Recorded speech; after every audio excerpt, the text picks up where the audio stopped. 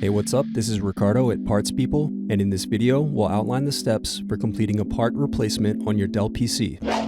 Visit our website and use this coupon for a 5% off discount.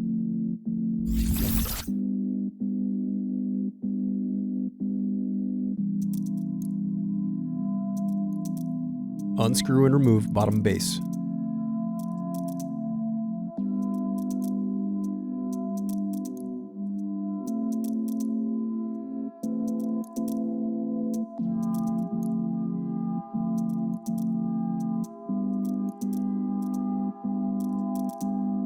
Now unscrew and disconnect battery.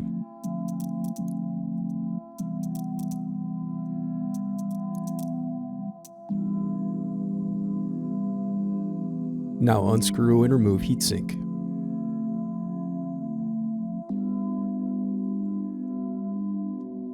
Thanks for watching. Don't forget to like and subscribe if you enjoyed this video. And if you need more, check out this playlist to watch other tutorials for your laptop. You can also click here to find parts for your laptop at partspeople.com.